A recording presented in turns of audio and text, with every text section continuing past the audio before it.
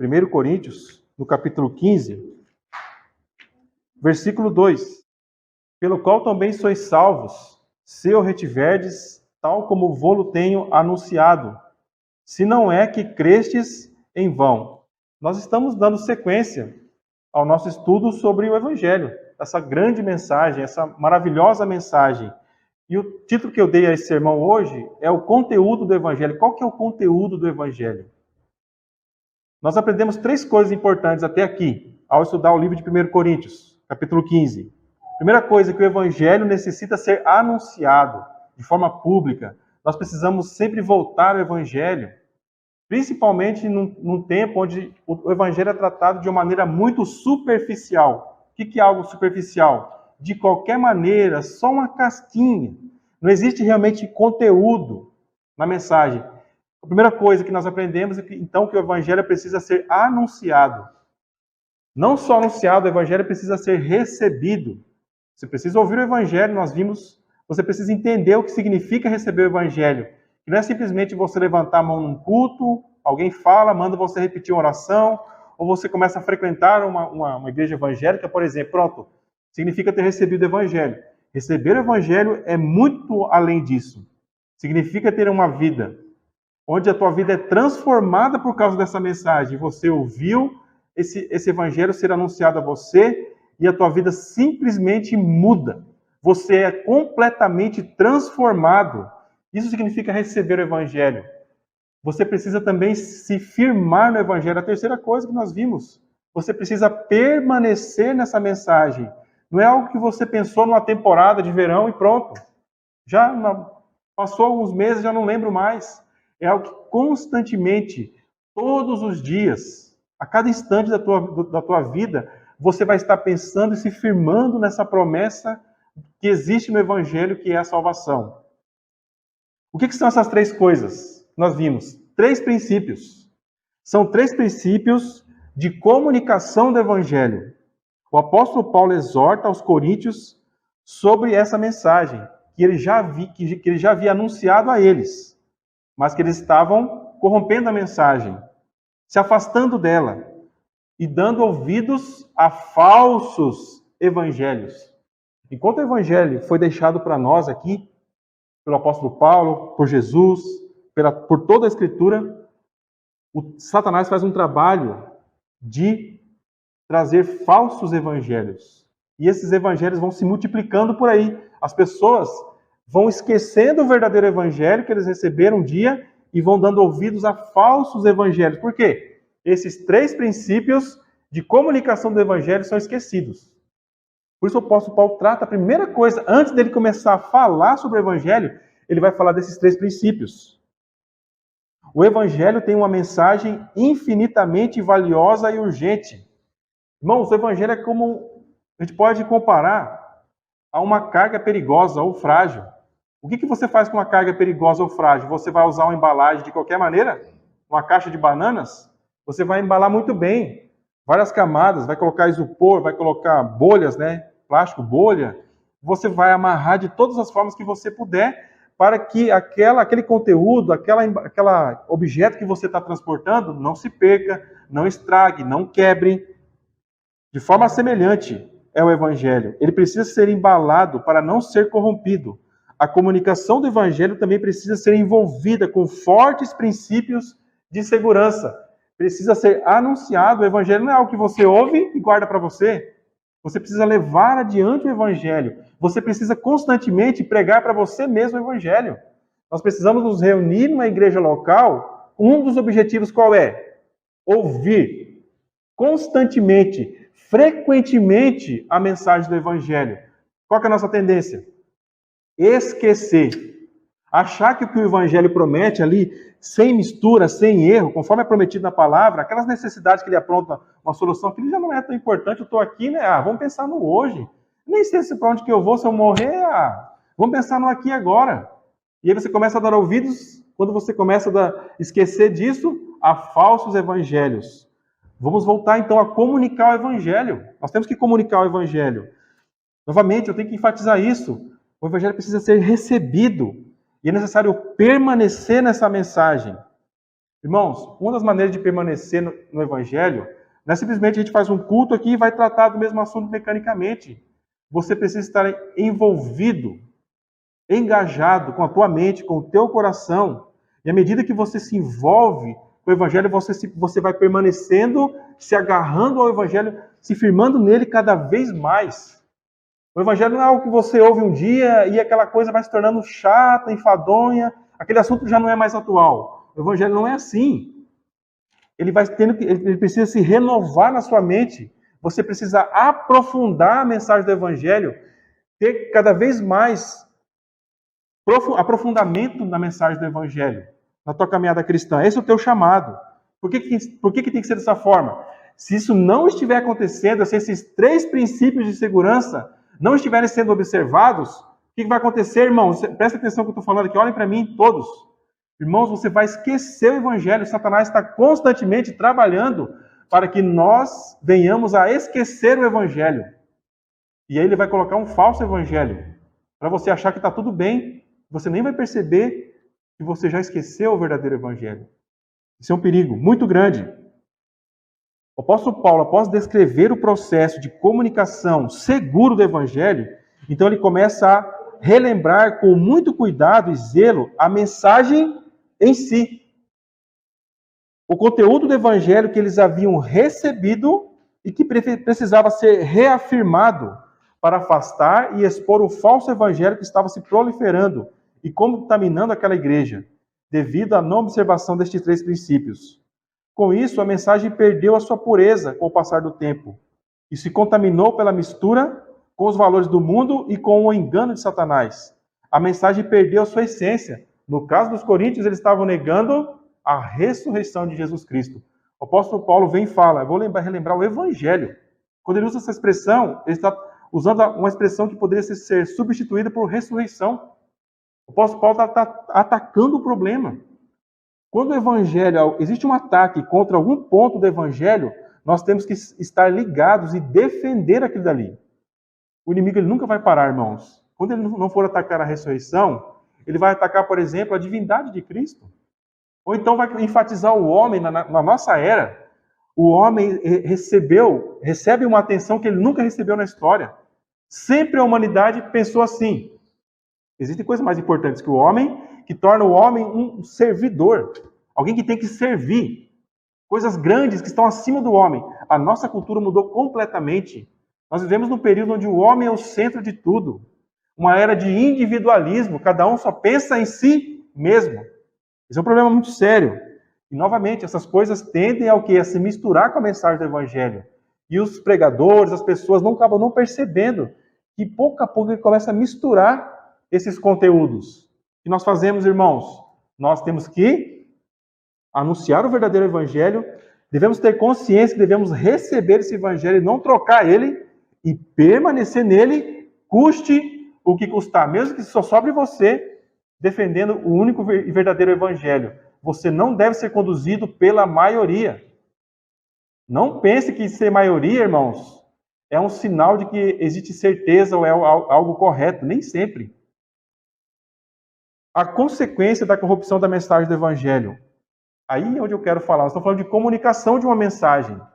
Um dos objetivos que a mensagem do Evangelho tem, irmãos, é trazer segurança para aquele que ouviu o Evangelho. Você ouviu. Você está no meio de uma multidão e você ouviu o Evangelho. Um dos objetivos dessa mensagem? Trazer segurança para a tua vida. O que o falso Evangelho produz? Uma falsa segurança. A pessoa está vivendo a vida dela achando que tudo está muito bem na vida dela com Deus. O que leva a isso, irmãos? Falsos evangelhos. Infelizmente, a maioria das pessoas que se identificam com o cristianismo conhece apenas uma porção, e ainda essa porção é corrompida, do evangelho. E professa uma fé num evangelho que não tem mais nenhuma ligação com a mensagem original. Vamos ouvir aqui, se eu for conversar com os irmãos pessoalmente, eu acredito que o testemunho dos irmãos, principalmente aqueles que já foram evangélicos, não vai ser muito diferente do meu. Eu passei a vida inteira dentro de uma igreja evangélica ouvindo só porções, pequenas partes do evangelho misturadas com práticas antibíblicas, de segurança de salvação. Repita essa oração. Muitas denominações vão batizar as crianças pensando nisso. Ou então a pessoa chega num culto e ela se emociona com a mensagem e vai direto para o batismo. Não porque eles estão celebrando a ordenança biblicamente, mas porque eles estão ali tentando salvar a pessoa com um ritual. Uma salvação por obras. A pessoa participa daquilo e ela extrai daquele ato que ela participou a sua segurança. Novamente, e a mensagem do Evangelho sendo esquecida. Não é trazido para a pessoa a informação correta que está na palavra sobre o Evangelho. O conteúdo verdadeiro e primário se perdeu e outras versões ocuparam seu lugar. Nossa segurança de salvação deve estar baseada no conteúdo fiel do Evangelho. Você conhece o conteúdo fiel do Evangelho? Você conhece? Você consegue resumir o Evangelho em uma palavra? É o que nós vamos tentar hoje buscar resposta, ouvindo o apóstolo Paulo aqui na palavra. O que o texto diz, irmãos, no começo, no versículo 2? Pelo qual também sois salvos. Você quer resumir o Evangelho em uma palavra? Vamos fazer que nem o apóstolo Paulo.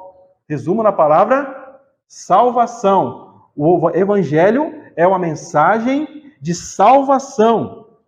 Após ter exposto a embalagem que protege o Evangelho no versículo 1, os princípios de segurança, o apóstolo começa a apresentar o conteúdo do Evangelho nesse versículo, apontando para o seu tema central, a salvação. A primeira palavra que deve vir à nossa mente quando pensamos no Evangelho, qual é, irmãos? Salvação. Essa é a palavra que tem que vir à sua mente. Novamente eu faço uma pergunta. O que é salvação? O que é salvação? Vocês sabem? Para responder essa pergunta, vamos começar pelo significado do termo. Essa palavra, salvação, significa manter são e salvo. Resgatar de um perigo ou de uma destruição.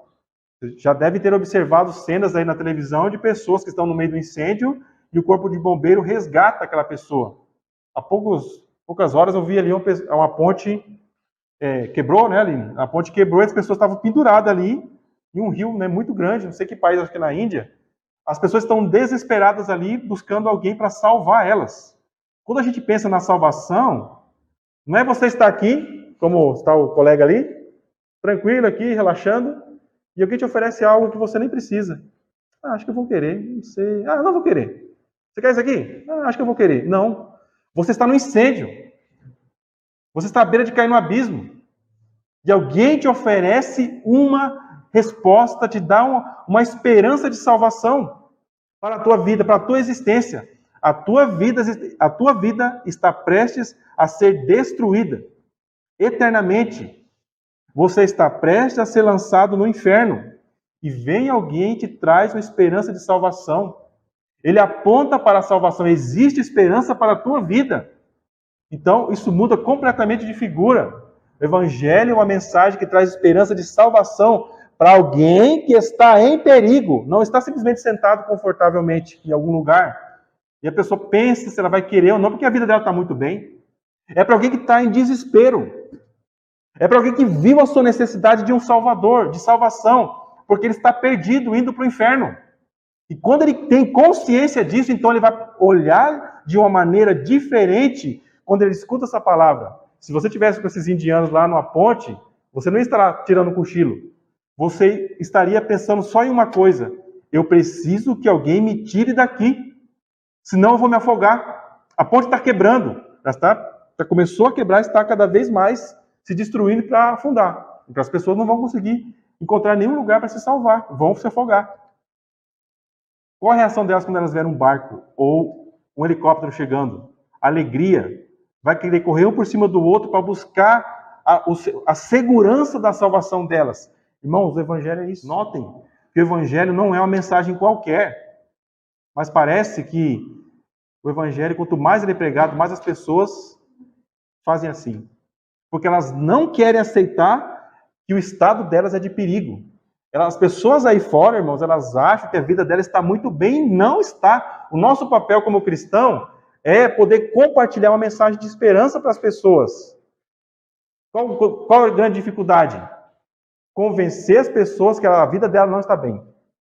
Você tem teu emprego, você tem saúde, talvez você não tenha problemas na tua família, mas você não está bem se você não tem o Evangelho. Se você ainda não correu para Cristo como Salvador da sua vida, você não está bem, você está sendo enganado com falsos evangelhos que estão sendo pregados para você aí. Irmãos, o diabo ele é enganador, ele é especialista em te anestesiar. O que é que o inimigo está fazendo com você? O que ele está fazendo, tentando fazer com cada um de nós? Te anestesiar para a verdade, para a realidade que existe sobre a tua vida. Você está em perigo. O que nós estamos fazendo aqui? Pregando o evangelho, para que talvez alguns sejam salvos, alguns possam ouvir e entender que precisam de salvação. Salvação é algo muito sério. A mensagem do evangelho aponta para a esperança de que aquele que recebeu e permaneceu no evangelho entrou num processo de salvação. A salvação não é algo que aconteceu em um ritual que você participou e pronto. É algo que acontece constantemente. A partir do momento que você ouviu o evangelho, o processo de salvação começa na sua vida.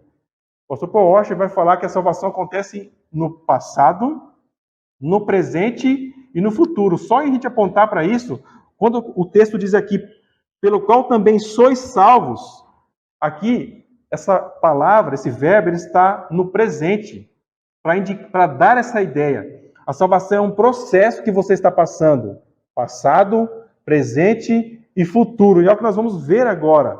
De acordo com Pedro, a salvação é o próprio fim ou alvo da fé, alcançando o fim da vossa fé, a salvação das vossas almas.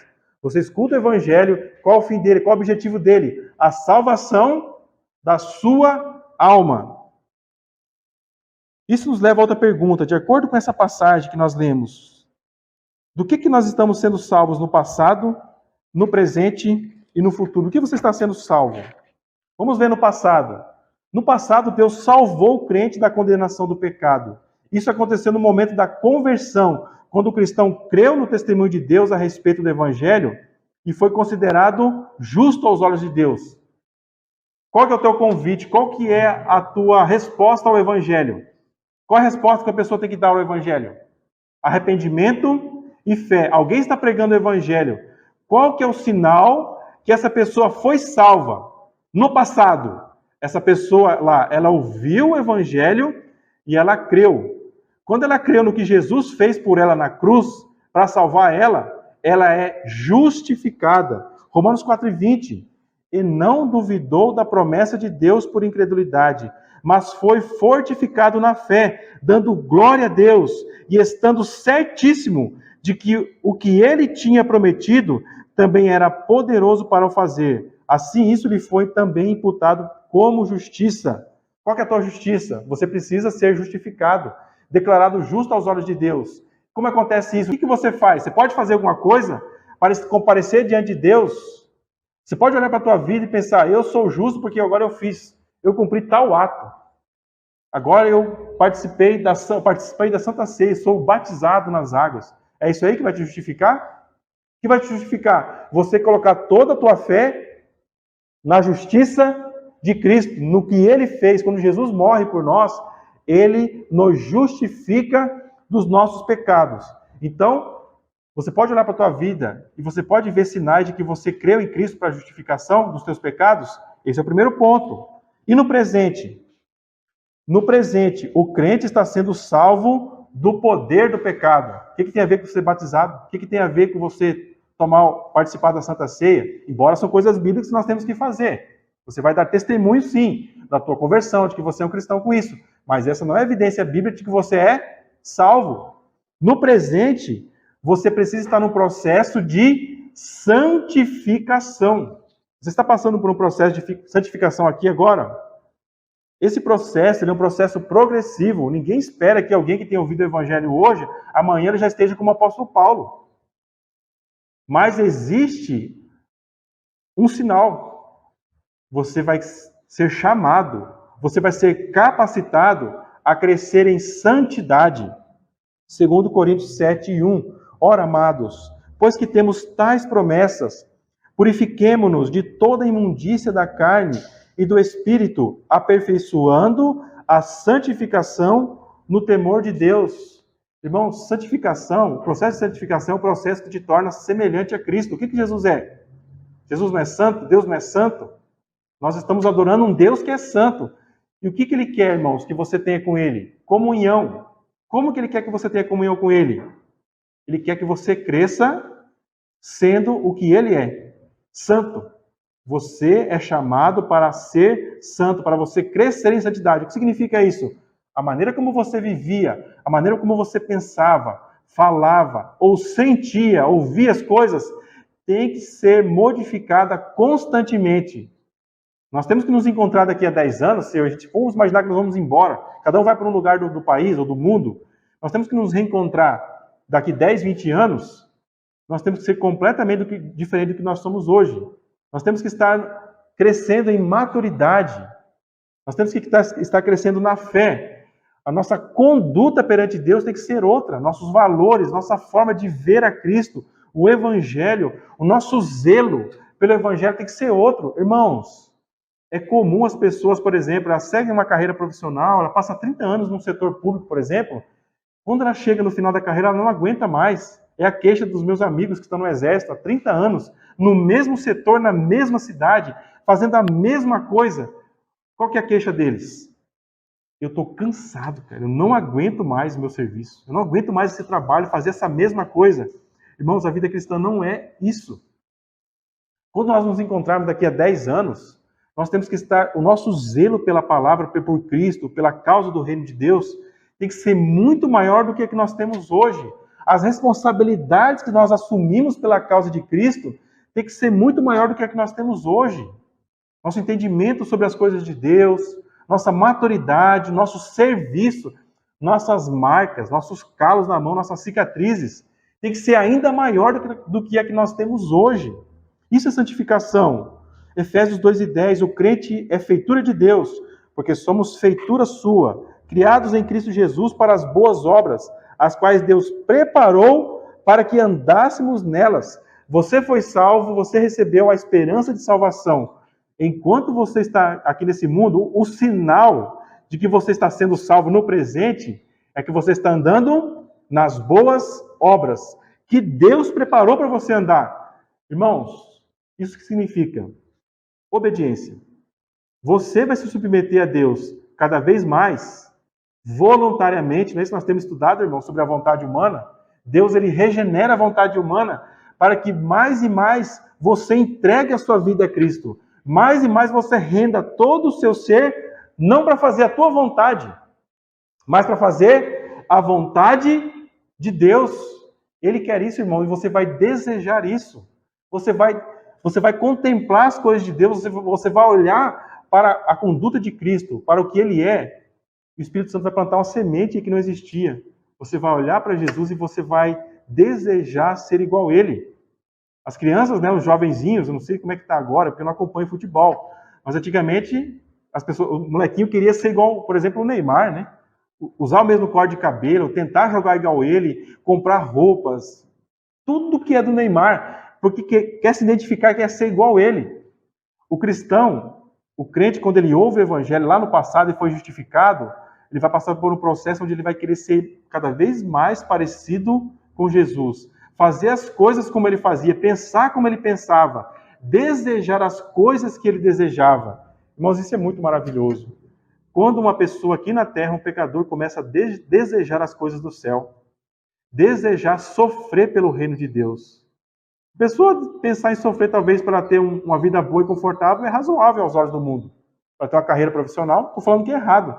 Mas uma pessoa sofrer por alguém que ele nem conhece, não vê visivelmente, por um reino que ele não vê acontecendo aqui na terra, invisível, isso é fé. E é isso que é ser salvo. É andar nessas coisas.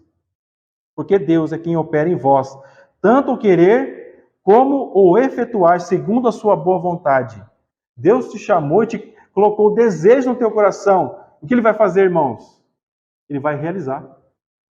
Se Deus colocar desejo no teu coração de você servir a Cristo, o que vai acontecer? Ele vai te capacitar a fazer isso. Você está na tua casa, está na tua família. Tudo rema contra. Você está num ambiente que é hostil ao evangelho dentro da tua casa. Muitas famílias são assim. Só uma pessoa é convertida numa casa. Às vezes o pai, a mãe, os tios, os irmãos, toda a comunidade de volta, ninguém é cristão, ninguém quer. E você está ali, tudo rema contra.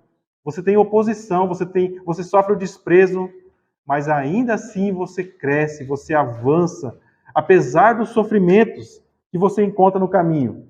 Por meio da palavra e do Espírito, e das provações e tribulações, e das bênçãos e disciplina de Deus, Ele está transformando o crente e conformando sua vida à imagem de Jesus Cristo. Aí nós temos Romanos capítulo 8, versículo 26 ao 28. E da mesma maneira também o Espírito ajuda as nossas fraquezas, porque não sabemos o que havemos de pedir como convém, mas o mesmo Espírito intercede por nós com gemidos inexprimíveis. E aquele que examina os corações sabe qual é a intenção do Espírito. E é ele que, segundo Deus, intercede pelos santos. E sabemos que todas as coisas contribuem juntamente para o bem daqueles que amam a Deus, daqueles que são chamados segundo o seu propósito. Qual é o propósito de Deus? A tua salvação. Ele quer que você seja salvo da destruição eterna. Ele quer que você seja salvo dessa geração perdida e condenada ao inferno. Ele não quer que você seja queimado juntamente com Sodoma e Gomorra. Ele quer que você dê ouvido aos mensageiros que ele enviou e que você seja salvo. Como ele faz isso? Ele coloca selos sobre a tua vida, ele te capacita a você ouvir o Evangelho, a receber o Evangelho e a permanecer no Evangelho. Irmãos, parece que o Evangelho não vale nada nessa cultura que nós vivemos. O Evangelho é uma mensagem que não vale nada. As pessoas não querem ouvir, não estão dando uma mínima para isso. Irmãos, a mensagem do Evangelho é a maior mensagem. É a maior mensagem que já foi dada aos homens. Nós nos sentimos aqui como se estivesse com areia dentro da boca quando a gente vai falar o Evangelho, porque a gente sabe que a gente não pode fazer nada. Mas essa mensagem é poderosa, irmão Ivan. Nós, como evangelistas, nós nos sentimos fracos. Nós somos homens limitados até na maneira de falar. Não conseguimos expressar claramente o Evangelho como deveria ser, talvez. Mas essa mensagem ela é poderosa. Não importa a maneira como os homens tampam seus ouvidos para não ouvir, ou a reação de desprezo que as pessoas têm ao Evangelho. Ela continua sendo poderosa e a única mensagem que traz esperança de salvação para o homem pecador.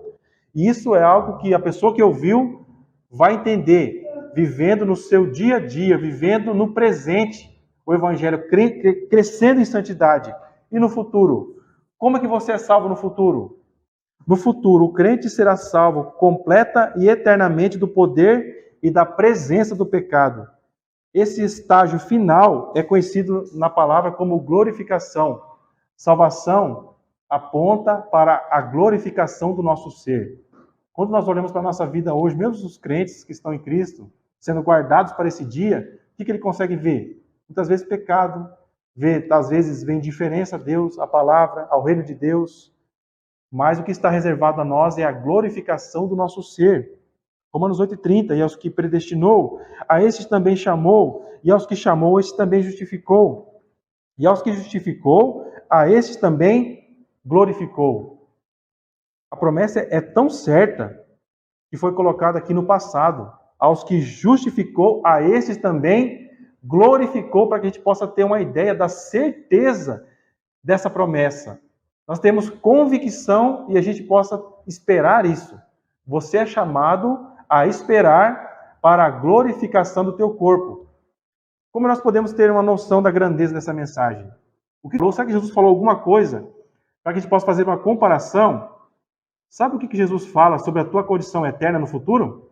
Para aquele que não ouve o Evangelho, você vai receber sobre a tua existência a morte eterna.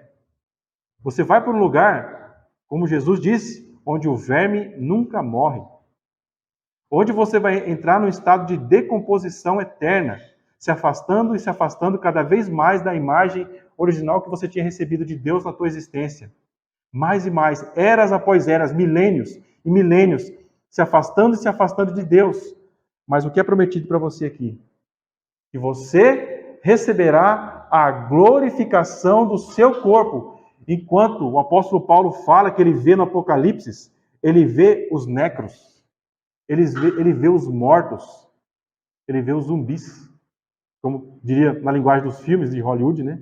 Ele vê os zumbis, mortos-vivos, mar e mar e mar e mares, oceanos de homens recebendo a condenação eterna. Enquanto você é chamado, depois que você ouviu o Evangelho, a receber a glorificação do teu ser.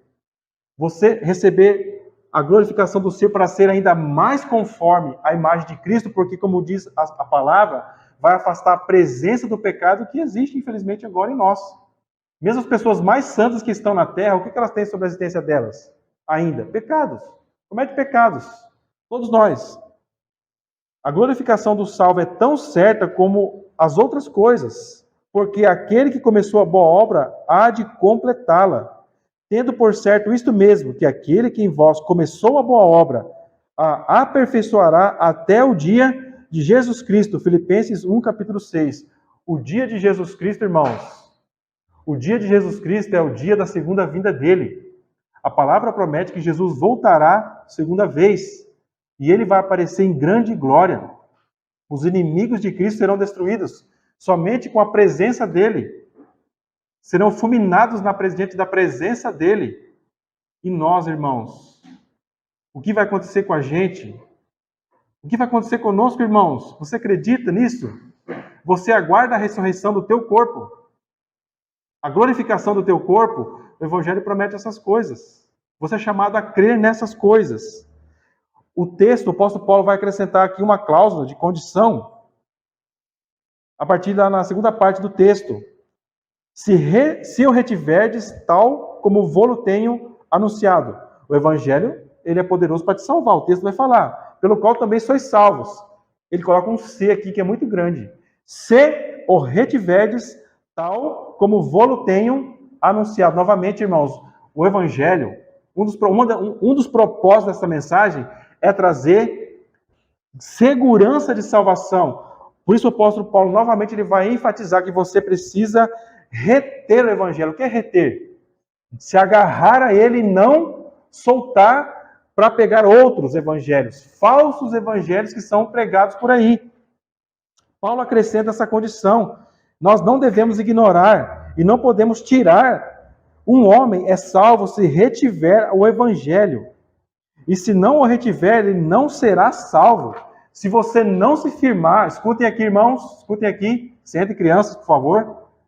Se você não reter o Evangelho, se você não se firmar no que você está ouvindo aqui agora, ou que você tem ouvido, você não vai ser salvo.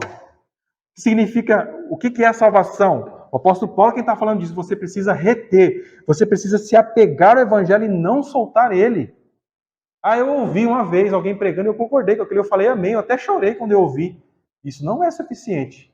Você precisa se apegar a ele e não soltar o Evangelho. Aqui eu preciso fazer uma observação sobre uma doutrina muito preciosa para nós, a perseverança dos santos. Nenhum daqueles que verdadeiramente creem para a salvação vão o quê? Vão se perder. Paulo não está negando a doutrina da perseverança, ele está explicando essa doutrina. A graça e o poder de Deus que os salvou também os manterão até o último dia.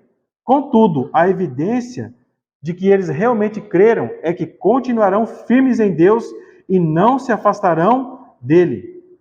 Mesmo aqueles que lutem contra a carne estejam sujeitos a muitas falhas.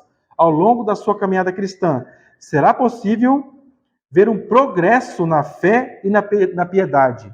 A perseverança não salva o crente, mas revela que eles são salvos de verdade. O que revela que a pessoa é salva? Que ele permanece no Evangelho até o fim. A prova de uma conversão verdadeira é aquele que professa a fé em Cristo vai perseverar na fé e crescerá em santidade durante o curso da sua vida. A última parte do texto vai dizer assim: pelo qual também sois salvos, se o retiverdes tal como vou-lo tenho anunciado, se não é que crestes em vão. Se um homem professa a fé em Cristo e se desvia ou não progride na piedade, isso não significa que ele perdeu a salvação, como se diz por aí. Fulano de tal perdeu a salvação. Nós não acreditamos que um verdadeiro salvo perde a salvação. O que aconteceu na verdade com essa pessoa? Ela nunca ouviu o evangelho, nunca recebeu o evangelho e não permaneceu no evangelho. E aqui, como o apóstolo Paulo fala, ele não reteve, ele não se firmou nessa mensagem. O que acontece com essa pessoa? Ela ouviu de verdade? Não ouviu. Se a pessoa ouviu a verdade, ouviu o evangelho de verdade, o que vai acontecer com ela? Ela vai permanecer até o fim. Essa é uma promessa. Essa verdade está presente em todo o percurso do ensino da Escritura sobre a salvação. Jesus ensinou o quê? Mas aquele que perseverar até o fim, esse será salvo. Mateus 24:13, esse é um versículo muito conhecido. Como é que você sabe que você é um salvo, que você vai estar na glória? Se você permanecer no Evangelho até o fim da tua existência. Até o teu último suspiro, você permanecer nele. Na parábola do semeador, ele explica que, embora muitos pareçam aceitar o evangelho do reino, a maioria se desviaria por causa das aflições, perseguições, preocupações deste mundo e os enganos das riquezas. Eu lembro aqui, no meu tempo de exército, eu entrei no exército como voluntário, não no serviço militar obrigatório, então era um voluntário ali. Na primeira semana que nós passamos ali naquele estágio, os instrutores tinham um único objetivo em mente: fazer a gente desistir. Esse era o objetivo deles. Por que isso? Para ver se realmente a gente era voluntário para servir o exército. Então eles diziam: desiste, pede para sair, desiste. Você não aguenta, pode sair, você é muito mole. Ia colocar você, submeter você a um monte de sofrimento. Um sol quente como esse, marchando a tarde inteira, sem tomar água, sofrendo, pagando 50 flexões, enfim, todo tipo de desgaste durante o dia, durante a noite, durante a madrugada, durante uma semana. Muitos ali, que estavam entre nós, levantaram a mão e pediram para sair, porque não aguentaram o tranco. Irmãos, o evangelho é a mesma coisa. Um dos motivos que você vai ser provado na tua vida cristã é para realmente saber se você está firmado no evangelho. Tem gente que não precisa de muita coisa, né? Basta uma falsa promessa de dinheiro, de conforto, um evangelho mais fácil, que não exige renúncia, que não exige santificação, que não exige a pessoa orar, que não exige que a pessoa leia a Bíblia, que ela cresça no conhecimento da palavra, que ela se reúna junto com outras pessoas numa igreja local e sirva numa igreja local para alcançar outras pessoas para o evangelho. Então a pessoa ela vai se afastar, ela vai e vai ter por aí, ó, coisas fáceis para você seguir. É o que mais tem. Vai ter fácil por aí. Mas realmente a pessoa que realmente ouviu o evangelho, está firme nele e foi salva, é a pessoa que depois de ter ouvido, ela vai permanecer, custe o que custar. No Japão, os primeiros cristãos que existiam ali, o governo imperial japonês tinha várias táticas para fazer a pessoa desistir da fé. Uma delas, chegar na tribo, pedir um informante que denunciava as pessoas, fazia a pessoa blasfemar o nome de Cristo na frente de todo mundo, e depois ia simplesmente fazer um pequeno corte atrás da orelha, pendurar a pessoa de cabeça para baixo, colocar num poço imundo, cheio de sujeira e carniça ali dentro, tampar para deixar só espaço do pescoço, aquela pessoa ia ficar de ponta cabeça amarrada vários dias. Ela poderia sair dali facilmente, apenas falando que ela não ia mais seguir a Cristo e ia negar a fé. Bastava fazer isso. Aquele pequeno corte ia trazer uma morte lenta e dolorosa. Muitos japoneses preferiram morrer. Outros eram pendurados em cruzes na beira do mar, perto da correnteza ali, das ondas, né? Conforme a maré subia, aquelas ondas iam subindo e a pessoa ia morrer ali afogada. 4 dias muitos demoravam para morrer. Assim, irmãos, muitas pessoas têm, ao longo da história, sofrido, mas não têm negado a fé. A palavra vai dizer aqui em algumas passagens que são pessoas que a terra não é digna dessas pessoas. Pelo testemunho de fidelidade ao Evangelho. Por que muitas pessoas são chamadas a morrer por causa do Evangelho? Porque essa mensagem é tão poderosa e tão valiosa que vale a pena.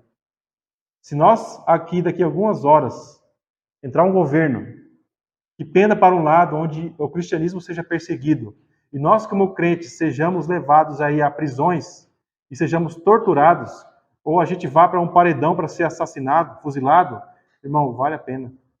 A nossa vida não é nada, o nosso corpo físico não é nada em comparação à gloriosa mensagem que você está recebendo aqui nessa tarde, ou que você tem recebido toda semana, ou convivendo conosco aqui, ou que você mesmo está buscando em Deus, estudando individualmente. O Evangelho vale mesmo o sacrifício da tua vida. É a mensagem de salvação da tua alma, da tua existência eterna. Ao contrário das pessoas que talvez são salvas de uma inundação, a vida dela não acontece nada. A salvação simplesmente não te tira do inferno, ela te coloca na glória. Essa é a grande diferença do Evangelho. Ele não só te tira do inferno, como te leva para o céu. Por isso a mensagem do Evangelho é a maior e melhor mensagem de todos os tempos. É importante notar novamente que essas passagens não são a negação da segurança do crente em Cristo. O Filho de Deus realmente regenerado continuará na fé até o fim por causa da sua fidelidade e do poder daquele que começou a boa obra em sua vida. Quando nós vemos Filipenses aqui, ele está falando de pessoas que receberam o Evangelho, pela graça de Deus vão ser transformados e pela graça de Deus vão permanecer até o fim da sua existência, não importa o que venha acontecer com elas, de sofrimento e provações. Eles nos ajudam a discernir entre a verdadeira e a falsa conversão e funcionam como alertas para os crentes procurarem, com diligência cada vez maior, confirmar a sua vocação e eleição. Você ouviu o Evangelho? Qual é o teu chamado? Você recebe o chamado para confirmar a tua salvação e a tua eleição. Se você foi um salvo em Cristo, porque você foi um eleito para isso. Mas isso não significa, como eu falei, cruzar os braços e achar que está tudo resolvido. Ouvi, entendi, achei legal, concordei, pronto. Você é chamado a confirmar a mensagem que você recebeu vivendo ela, dando sinais de que você recebeu a salvação da tua alma.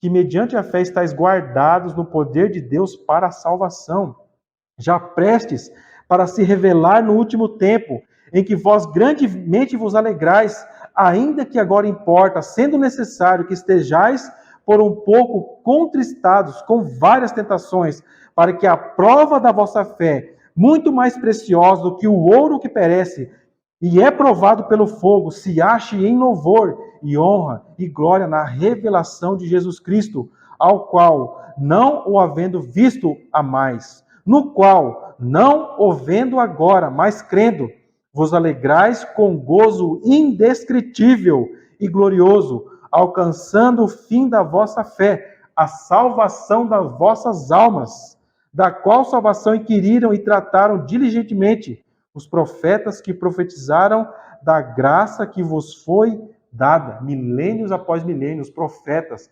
falaram da salvação que é dada a nós de uma maneira muito clara hoje em dia. E eles tentavam perguntar para os outros, estudavam isso sem ter uma clareza que nós temos. Aqui Pedro fala que nós que ouvimos o Evangelho seremos provados. Só que ao invés de desistir da fé, você vai se alegrar nas promessas que você recebeu. Você vai se firmar cada vez mais nelas. Por que vai acontecer isso, irmãos? Quanto mais você recebe da glória do reino de Deus, mais você entende, mais você olha para a face de Cristo, mais você conhece a Cristo e você entra numa relação com Ele, mais você contempla do reino dos céus, mais esse reino do mundo aqui vai perder a graça para você.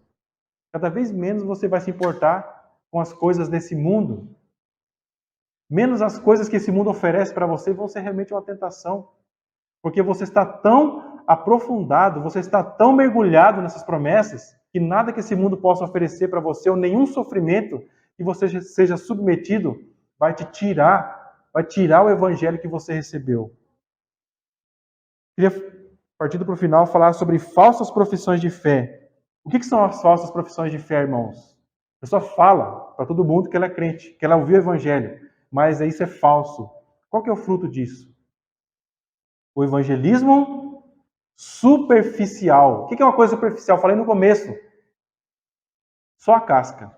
Só uma gotinha de água do evangelho num balde cheio de barro e sujeira. Aquela gotinha misturada com um monte de barro, ela é útil para você beber? Você só vai poder beber aquele conteúdo que está naquele balde ali se for só água. Se tiver misturado com barro e outras coisas, você não pode tomar, vai fazer mal para você. As falsas profissões de fé é como alguém que tomou um balde de barro e ele está falando que ele tomou o evangelho. O que vai acontecer com essa pessoa? Ela vai fazer o que com o organismo dela?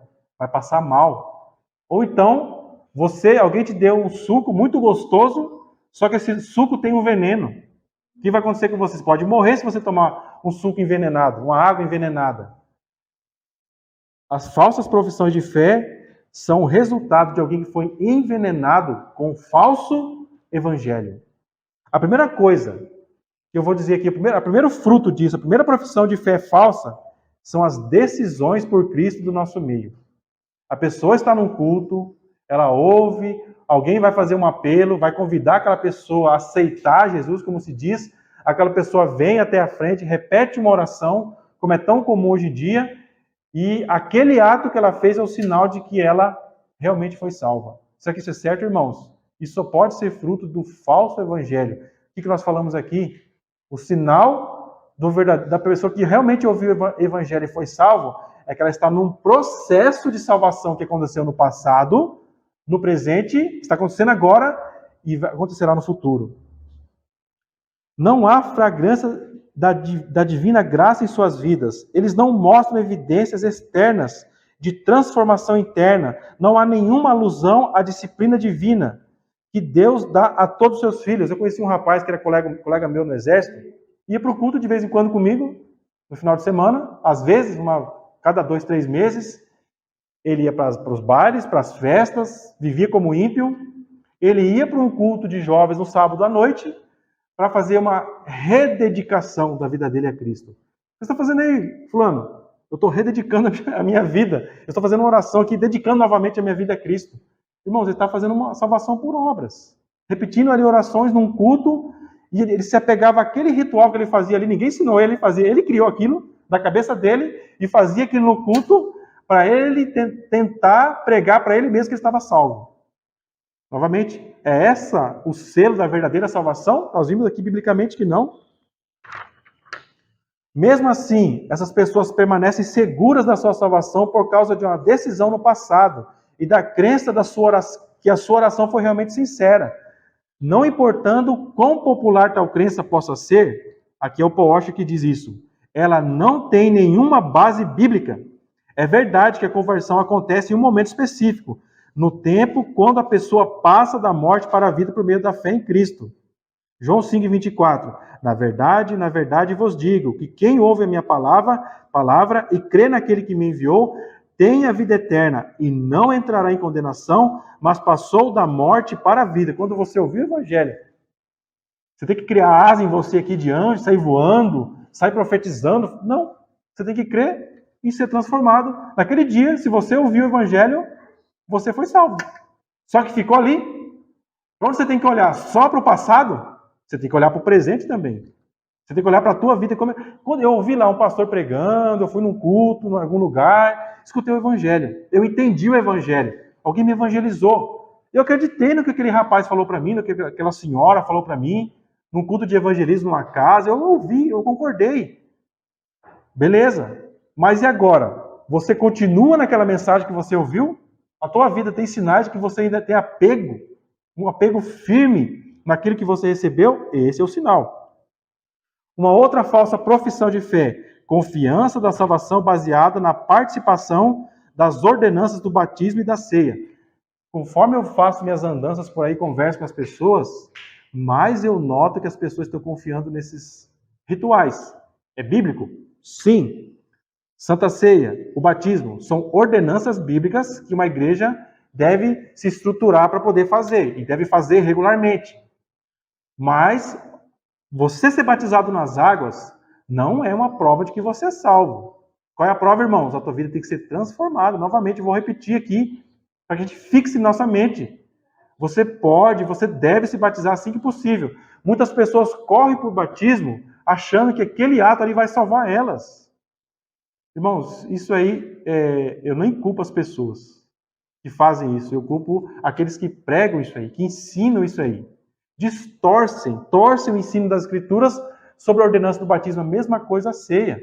A Santa Ceia, as pessoas não vêm no culto, às vezes, aí no dia que tem a Santa Ceia, ela vem no culto para participar da Santa Ceia. Eu fui da Assembleia de Deus, muitas pessoas que iam lá, só ia no dia que tinha a Santa Ceia, que geralmente era uma vez por mês. Ele ia no culto uma vez por mês, para poder participar da Santa Ceia. Ele fazia isso por zelo, porque ele era uma pessoa que era temente a Deus? Não. Ele estava tentando se salvar por meio da comunhão da Santa Ceia. Novamente, isso é uma falsa profissão de fé. Uma outra forma, a confiança da salvação baseada numa crença individualista.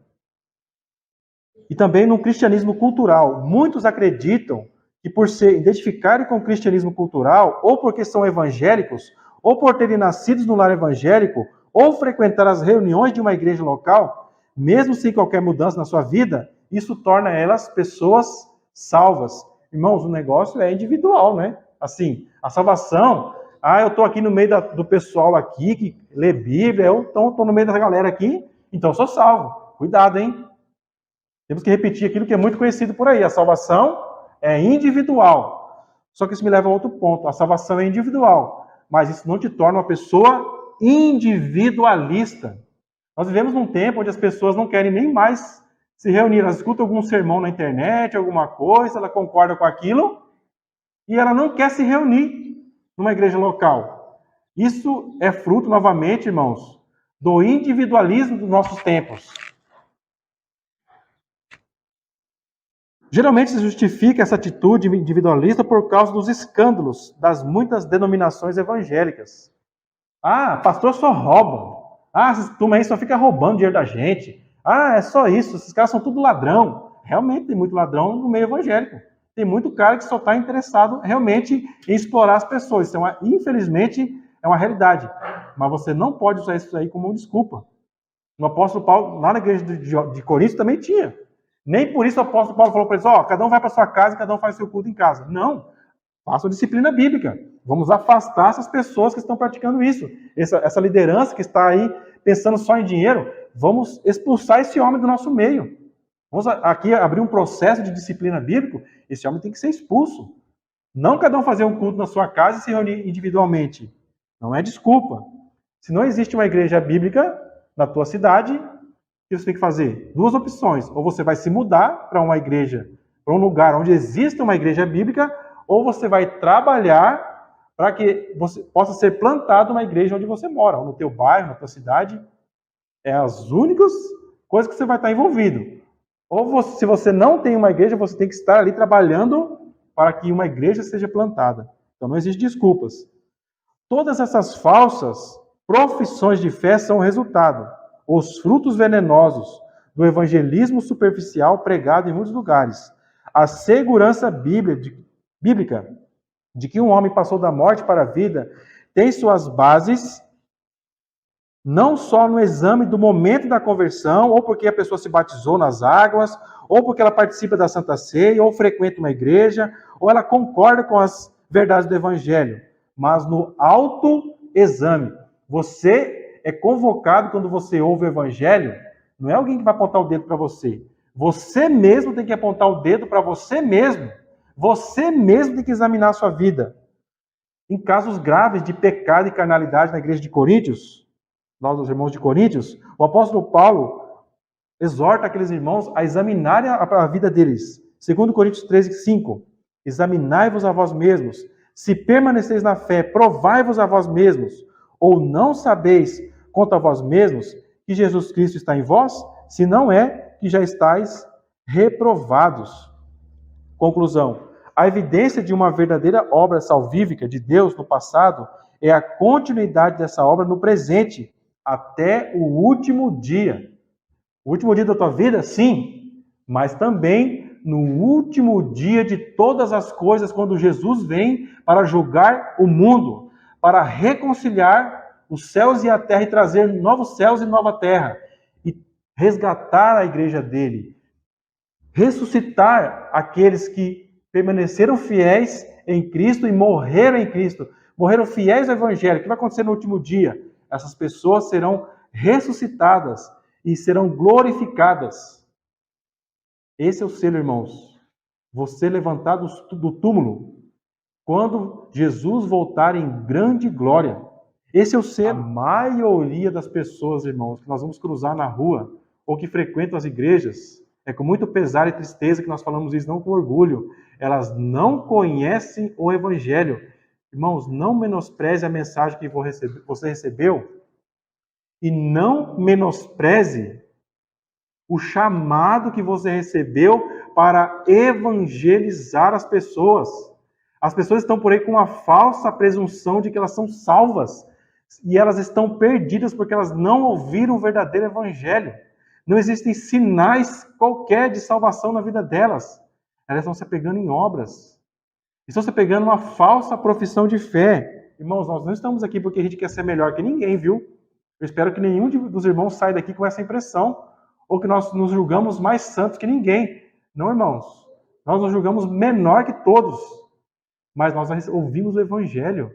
Isso, de um lado, representa esse grande privilégio que nós temos, mas do outro, uma responsabilidade. Irmãos, eu estou falando com essas palavras duras aqui, porque o meu coração teme.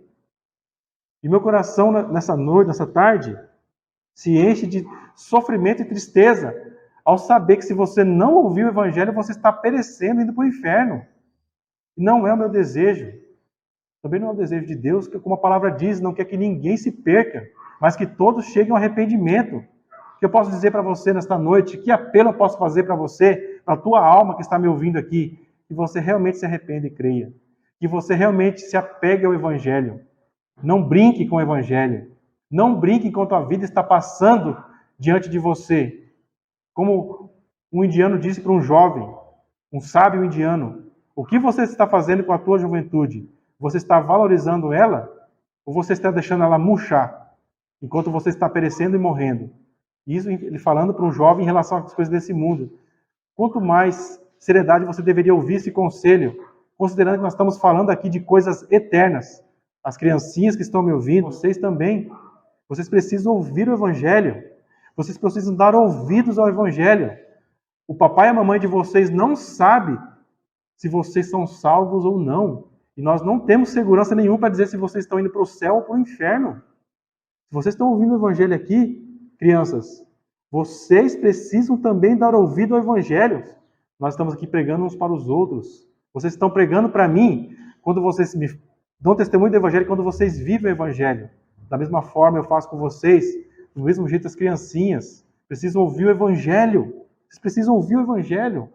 A alma que está de vocês aí precisa de um Salvador, precisa de salvação. Então recebam o Evangelho de Jesus Cristo e sejam salvos.